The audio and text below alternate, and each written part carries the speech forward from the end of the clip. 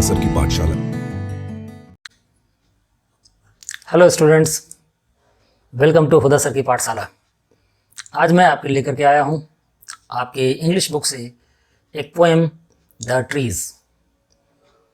इसको एड्रीन रिच ने लिखा है, जो कि एक बहुत ही मशहूर फेमिनिस्ट थी। फेमिनिस्ट हम लोग उसको बोलते हैं जो कि फीमेल के लिए या फीमेल के लिबर्टी के लिए, आज़ादी के लिए लड़ाई लड़ती है, और वो ये समझती है या मानकर चलती है कि मेल और फीमेल इस दुनिया में बराबर का स्टेटस ऑक्यूपाई करते हैं, इसलिए मेल के बराबर फीमेल के पास भी सारी जो है वो पावर होनी चाहिए। तो आइए इसकी शुरुआत करें फर्स्ट स्टैंजा से।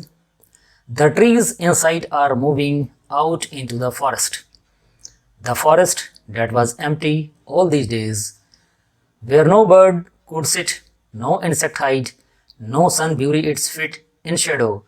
The forest that was empty all these nights will be full of trees by morning. Poetess यहाँ पर फॉरेस्ट को लेकर के ये बात कर रही हैं। आजकल जिस तरीके से ह्यूमन बीइंग हमारी एक्टिविटीज़ की वजह से फॉरेस्ट काटी जा रही है, एक तरफ हम फॉरेस्ट को डिस्ट्रॉय कर रहे हैं, दूसरी तरफ अपने घर को हम लोगों ने ऑर्नामेंटल थिंग्स यानी कि प्लांट से सजाए हुई हैं। हम अपने घर में बागीचा बना रहे हैं, हम अपने फॉरेस्ट की लकड़ियों से घर की ज़रूरत को पूरा कर रहे हैं, लग्जरी चीज़ों को, आइटम्स को उनके इस्तेमाल से बना रहे हैं। तो ये जो एनवायरनमेंट को लेकर कंसर्न है, यहाँ पर एक सेंस ये है, और दूसरा सेंस जो कि लिटरेरी नहीं है वो यहाँ पर वुमेन को लेकर के हैं। वुमेन की लिबर्टी शुरुआती दौर से ही हमारे यहाँ बहुत कम रही, रिस्ट्रिक्शंस बहुत ज़्यादा रहे, उसको लेकर के ये बात कर रही है। तो जब हम लोग यहाँ पर फॉरेस्ट की बात करें तो आप इसको एक दूसरे सेंस में भी समझने की कोशिश करें, जो कि वुमेन के साथ होती हैं वही फॉरेस्ट के साथ हो रहा है। ट्रीज जो कि इनसाइड है, अंदर की तरफ, इसका कहने का मतलब है कि वो सारे पेड़ जो कि हम लोगों ने अपने घर के बाउंड्री के अंदर लगाए हुए हैं, अपने बरामदा में लगाए हुए हैं, वो जो है अब जंगलों की तरफ मूव कर रही हैं। The forest that was empty all these days, इन दिनों ये सारी फॉरेस्ट जो है वो खाली हो गई हैं। तो फॉरेस्ट क्या बिना ट्रीज़ के हो सकती है? नहीं है, हम लोग काट कर उसे ख़त्म कर रहे हैं। इसी तरीके से क्या ये दुनिया बिना वुमेन के हो सकती है? क्या केवल मेन जो है अकेले इस दुनिया को कलरफुल बना सकते हैं? नहीं। तो ये जो फॉरेस्ट हम लोगों ने घर पर लगाए हुए हैं, बनाए हुए हैं, यानी कि घर पर उनको जो है रिस्ट्रिक्ट किया हुआ है, उन ट्रीज़ को जिनको कि एक्चुअली में फॉरेस्ट में रहना चाहिए, उसी तरीके से वुमेन को हम लोगों ने घर में रिस्ट्रिक्ट किया हुआ है, उन पर बहुत सारी बंदिशें लगाई हुई हैं, जबकि उसे जो है मेन से शोल्डर टू शोल्डर मिला करके और फिर इन्वायरमेंट में यानी कि पूरे मार्केट में उनको एक साथ वहाँ पर बाकी चीज़ों में पार्टिसिपेशन करना चाहिए। तो वैसी पेड़ जो हमारे घर पर हैं, जहाँ पर बर्ड्स जो है बैठ नहीं सकती हैं, इंसेक्ट अपना घर बनाते हैं, अपने आप को छुपाते हैं उनकी जड़ों में, लेकिन घर में जो हम लोग ऑर्नामेंटल प्लांट्स लगाते हैं उनकी जड़ों में इंसेक्ट नहीं हो सकते हैं। No sun bury it fit in shadow, सूरज की रोशनी की वजह से जो प्लांट्स के ऊपर पड़ती हैं एक नीचे शेडो क्रिएट होता है। तो जब प्लांट्स ही नहीं रहेंगे तो वो शेडो का इस्तेमाल कैसे? फॉरेस्ट जो कि खाली हो गई थी उन सारी रातों में, यानी पिछले समय की बात कर रही है वो, will be full of trees by morning, सुबह तक वो सारे पेड़ों से भर जाएंगी। रीड डिवाइस में आइए, यहाँ पर the trees inside are moving out into the forest. जब हम इसकी बात करते हैं तो ये पर्सोनिफिकेशन को शो करता है। पर्सोनिफिकेशन में ह्यूमन कैरेक्टरिस्टिक्स हम लोग नॉन ह्यूमन थिंग्स को प्रोवाइड करते हैं, यानी कि कोई भी नॉन लिविंग थिंग उसको इस तरीके से बतलाते हैं जैसे वो इंसान हो। तो यहाँ पर ट्रीज जो है अंदर जो थी वो सब फॉरेस्ट की तरफ मूव कर रही है, जो कि इंसान का कैरेक्टर है। दूसरा हम लोग यहाँ पर देखेंगे कि किस तरीके से मेटाफोर का इस्तेमाल किया गया है। ट्रीज का एक दूसरा फॉर्म जो कि अभी आपको समझाया, यहाँ पर वुमेन के साथ है। इसका ट्रीज के साथ जो सलूक हो रहा है वो वुमेन के साथ हमारे सोसाइटी में हो रहा है, तो यहाँ पर मेटाफोर का भी इस्तेमाल किया गया है। इसी तरीके से आप देखेंगे सनफिट तो सूरज का क्या कोई पैर होता है? नहीं होता है, यानी नॉन लिविंग को लिविंग थिंग के तौर पर दिखलाया गया है। अगेन यहाँ पर्सनिफिकेशन का इस्तेमाल किया गया है। इसी तरीके से इंजैप्टमेंट का इस्तेमाल किया गया है। आप यहाँ पर देखिए कोई भी पंक्चुएशन मार्क नहीं है, यहाँ पर भी नहीं है, यहाँ पर भी नहीं है और यहाँ पर भी नहीं है। तो इस तरीके से जब राइटर किसी चीज़ को लिखते हैं तो एक्चुअली में एक मोमेंटम देने के लिए की जाती है इन चीज़ों को, ठीक है। तो यहाँ पर एक मोमेंटम देने के लिए किया गया है। और इस तरह से जब पंक्चुएशन मार्क नहीं हो आपके सेंटेंस के एंड में और उसके बाद दूसरा सेंटेंस शुरुआत हो जाए उसकी, तो उसको हम लोग इंजैम्पमेंट बोलते हैं। आइए आगे बढ़ें। All night the root work to disengage themselves from the cracks in the veranda floor. तो घर के सामने का जो पोजीशन होता है घर के अंदर, उसको हम लोग वरांडा बोलते हैं। उसकी ज़मीन पर जो प्लांट्स लगे हुए हैं, तो वरांडा में क्रैक्स आ गए हैं, प्लांट्स के रूट की वजह से क्रैक्स आ जाती हैं। तो ये रूट जो है पूरी रात काम कर रहे हैं, मेहनत कर रहे हैं अपने आप को डिसएंगेज करने के लिए।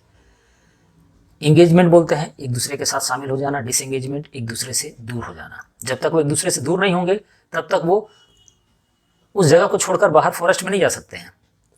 The leaves strain towards the glass, जो पत्तियां हैं वो पूरा ताकत लगा रही हैं ग्लास का विंडो हो या और भी कोई ऐसा चीज़ हो उसके ऊपर। Small twigs stiff with exertion, small twigs बोलते हैं हम लोग, छोटे छोटे जो ब्रांचेज होती हैं उसको, ठीक है, स्मॉलर वाली, उनको ट्विग्स बोलते हैं पत्तियों के साथ। वो जो है फिर से स्टिफ ताकत लगा रही है वहाँ पर एक्सर्शन के साथ। Long cramped boughs shuffle under the root, और लंबी लंबी जो मेन ब्रांचेज हैं वो भी शफल कर रही है छत के नीचे। तो शफल करने का मतलब, जैसे कि आप छुट्टी के टाइम में देखते होंगे कि बच्चे दौड़ते हैं इस तरीके से, भागने की कोशिश करते हैं क्लास से बाहर कि वो लड़खड़ा कर कई बार गिर जाते हैं, टकरा जाते हैं एक दूसरे के साथ। तो उस तरह से भागने को हम लोग शफलिंग बोलते हैं। तो लॉन्ग क्रैम्प्ड बाउज जो हैं वो टहनियाँ, वो भी जो है शफल कर रही हैं, भागने की कोशिश कर रही हैं। लाइक न्यू डिस्चार्ज पेशेंट, अब इसका कंपैरिजन किया गया है जैसे कि हॉस्पिटल में जो पेशेंट होते हैं उनको नया नया डिस्चार्ज मिला हो। Half dazed moving to the clinic doors, dazed हम लोग इस्तेमाल में लाते हैं अगर उसको पूरी तरीके से होश नहीं आया हो, हाफ कॉन्शियसनेस। तो हम लोग देखते हैं कि कोई भी पेशेंट हॉस्पिटल में है तो वो कोशिश करता है कि जल्दी से उसे छुट्टी मिल जाए, क्योंकि वो उसके लिए थोड़ा सा नेचुरल घर नहीं होता है, वो नेचुरल रहने की हैबिटेट नहीं है उसकी, इसलिए वो छुट्टियाँ चाहता है। और जैसी छुट्टी मिल जाती है बहुत खुश होता है वो, और वो भागता है क्लिनिक डोर की तरफ। उसका कंपैरिजन यहाँ पर किया गया है प्लांट्स के साथ, इन ट्रीज़ के साथ। ये ट्रीज़ भी जो है हाफ डेज्ड हैं, ठीक है। वो दवा का असर होता है पेशेंट के पास या हॉस्पिटल का असर होता है, पूरी तरीके से होश में नहीं होते हैं।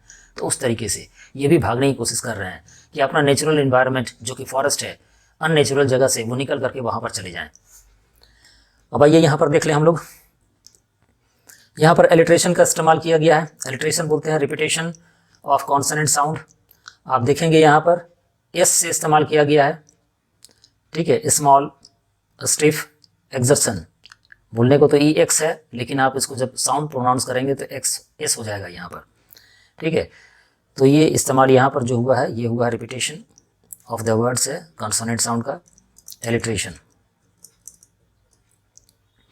अब यहाँ पर देखिए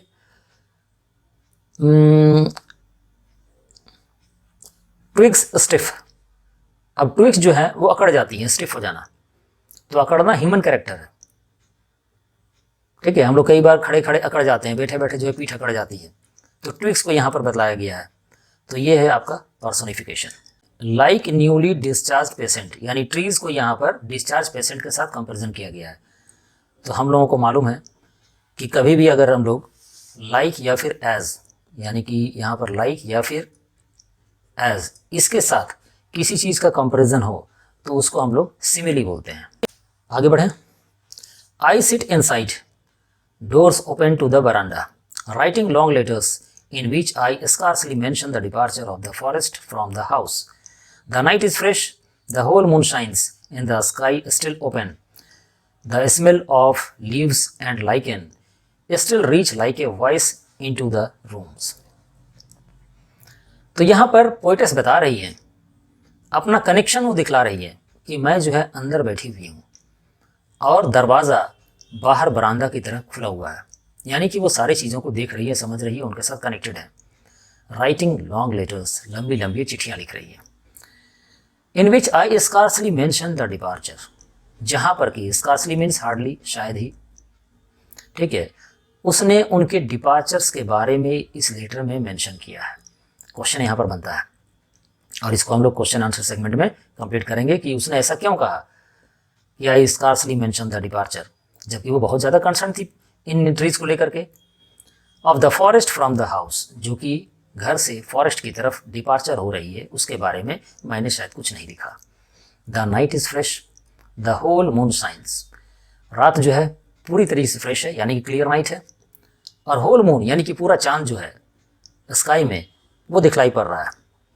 तो होल मून यहाँ पर जो है वो वुमेन पावर को रिप्रेजेंट करता है, ठीक है, ये रिप्रेजेंट कर रहा है वुमेन पावर को, यानी औरतों की जो ताकत होती है। The smell of leaves and lichens, जो पत्तियां हैं और जो लाइकन्स हैं उनके स्मेल। लाइकन एक तरह का ऑर्गेनिज्म है, प्लांट बोल सकते हैं उसको, जो कि association between algae and fungi होता है। आपने शायद इसके बारे में पढ़ा होगा। ये ब्राउनिश या फिर ग्रीनिश कलर का होता है और इसकी एक खास स्मेल होती है जो प्लांट के बाहर बार्क के ऊपर ये अक्सर पाया जाता है। तो उसके स्मेल्स को ये सूंघ पा रही है, still reaching like reaches like a voice into the rooms, और उसके स्मेल को कंपेयर कर रही है वो कि वो आवाज़ के जरिए, आवाज़ की तरह मुझे महसूस हो रहा है जो मेरे कमरे तक आ रही है। तो यहाँ पर हम लोग देखेंगे कि स्मेल और वॉइस का इस्तेमाल किया गया है, ठीक है, जो कि एक इमेजिनेशन है। क्या स्मेल या उसके स्मेल की वजह से आवाज़ में कन्वर्शन हो सकता है, या फिर क्या प्लांट्स की आवाज़ सुनी जा सकती है? नहीं है, तो ये इमेजिनेशन है। यहाँ पर पोएटेस ये बताना चाह रही है कि जिस तरीके से घर के अंदर जिन औरतों को रिस्ट्रिक्ट कर दिया जाता है, उनको आज़ादी नहीं दी जाती है, तो वो मन ही मन सोचती है या फुसफुसाती है, और ये आवाज़ जो है आमतौर पर लोगों को सुनाई नहीं पड़ता है, लेकिन जो इनके लिए लड़ रहे होते हैं उनको समझ में आती है कि वो आज़ादी चाहती है। वो चाहती है कि वो भी मर्दों की तरह बाहर जाकर काम करे, बाकी एक्टिविटीज़ में पार्टिसिपेशन करे और अपना योगदान दे। तो यहाँ पर इसका कंपैरिजन फिर से वुमेन के साथ किया गया है। होल मून यहाँ पर वुमेन पावर को रिप्रेजेंट कर रहा है। आगे हम लोग फिर इसके बारे में देखेंगे, ठीक है, ये सिंबल है।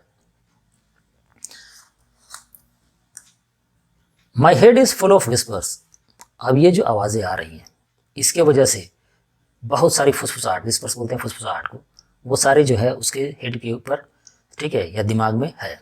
विच टुमारो विल बी साइलेंट, लेकिन ये सब कल को साइलेंट हो जाएंगी, यानी कि ये सारे के सारे प्लांट्स या ट्रीज जो है आज रात में यहाँ से डिपार्ट करके फॉरेस्ट में चले जाएंगे, कल से ही विस्परिंग नहीं आएंगी। इनके कहने का मतलब है कि वुमेन जो आज घर में हैं, जिनको रिस्ट्रिक्शन में रखा गया है, कल को वो आज़ाद होंगी, कल को वो बाहर चली जाएंगी।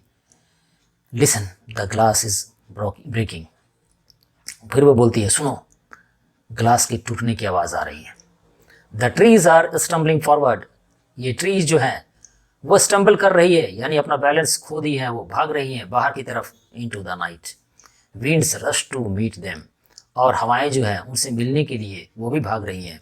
The moon is broken like a mirror, और मून जो है वो आईने की तरह टूट गया है। Its pieces flash now in the crown of the tallest oak, oak एक प्लांट होता है जो कि बहुत ऊंचा होता है और उसकी लकड़ियाँ हम लोग फर्नीचर बनाने में इस्तेमाल में लाते हैं।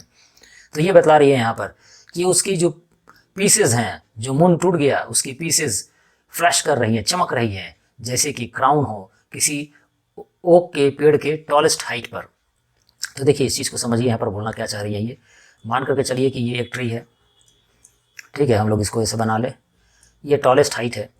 अब यहाँ पर ये मून निकला हुआ हो, तो इसकी पेड़ की जो है टहनियाँ कुछ ऐसे होती है, ऐसे होती है, इस तरह से होती हैं, ठीक है, यहाँ पर इस तरीके से दिखलाई पड़ेंगी। तो ये मून कैसा दिखलाई पड़ रहा है? ये मून लग रहा है जैसे कि क्रैक हो गया है, टूट गया है। तो यहाँ पर क्रैक मून जो है अगेन सिंबल ऑफ स्ट्रेंथ को शो कर रहा है, ठीक है। ये जो हम लोग यहाँ पर पढ़ रहे हैं, द मून इज ब्रोकन, ये जो है वुमेन की स्ट्रेंथ को शो कर रहा है, सिंबल ऑफ स्ट्रेंथ।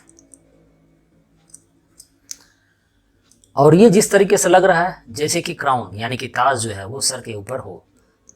तो यहाँ पर बतलाने का मकसद ये है पोइटेस का कि वुमेन जो आज घर के अंदर हैं, पर्दे में हैं, वो देखो कल को नहीं रहेंगी, भाग रही है वो, देखो सामने की तरफ, ठीक है, और वो अपनी स्ट्रेंथ को दिखला दी है और किस तरीके से फिर वो पूरी दुनिया में अपना कंट्रीब्यूशन साबित करेंगी, उन सब चीज़ों को वो देख पा रही हैं। चूँकि पोइटेस है वो सारा इमेजिनेशन में ये चीज़ों को कर पा रही हैं।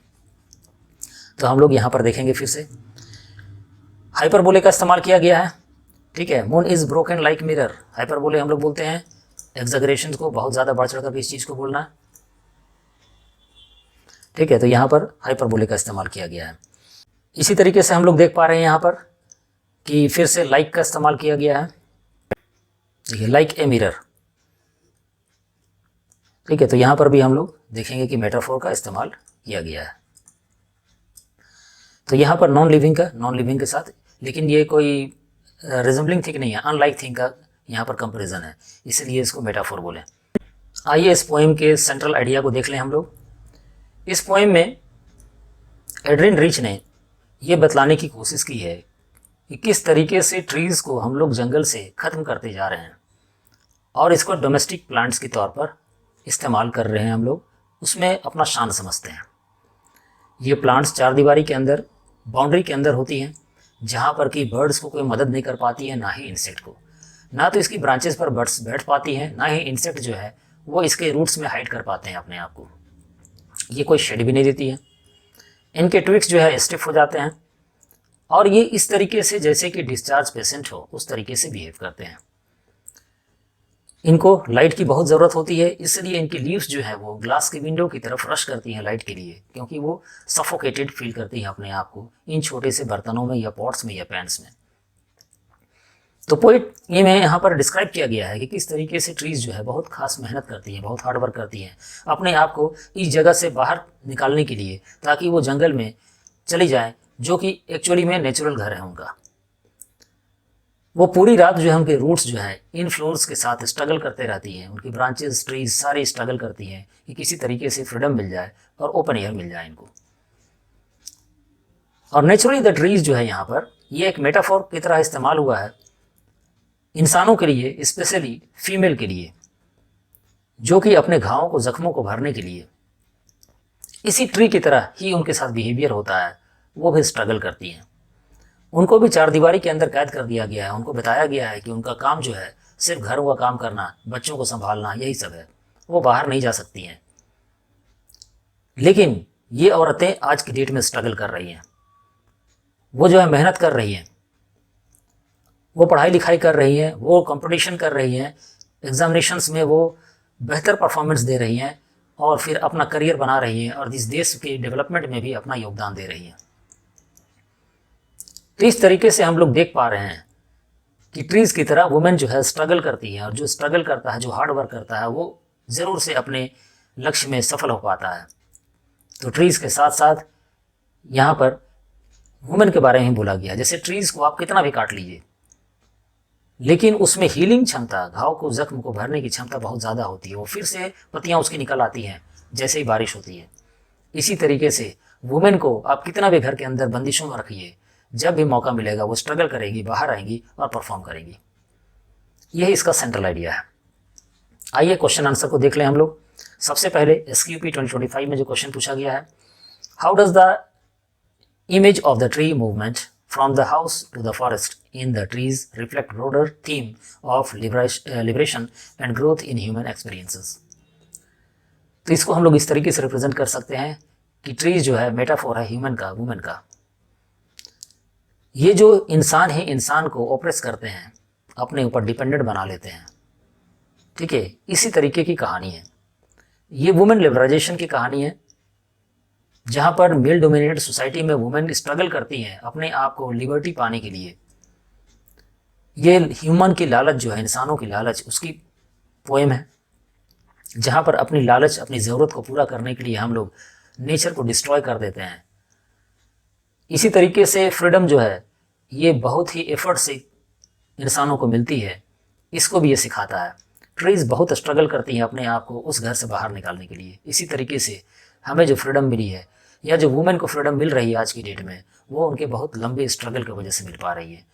तो ये सारी चीज़ें जो है ये रिफ्लेक्ट करती हैं कि किस तरीके से लिबरेशन जो है और ग्रोथ ह्यूमन एक्सपीरियंस के ज़रिए इंसानों को मिल पा रहा है।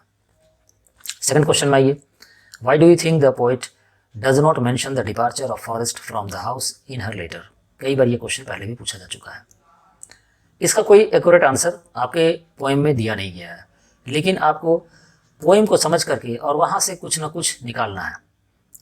तो एक रीज़न आप दे सकते हैं कि ये बहुत ही अनएक्सपेक्टेड और सिग्निफिकेंट इवेंट था जिसकी उम्मीद पोएटिस ने शायद नहीं की थी, इसलिए वो उसको मेंशन नहीं की। दूसरा आप ये बोल सकते हैं कि पोएट शायद यहाँ पर ये बिलीव करती थी कि इंसान जिम्मेवार है सारे डिस्ट्रक्शंस के लिए, सारी बर्बादी के लिए, सारे नुकसान होने के लिए इंसान ही जिम्मेवार है।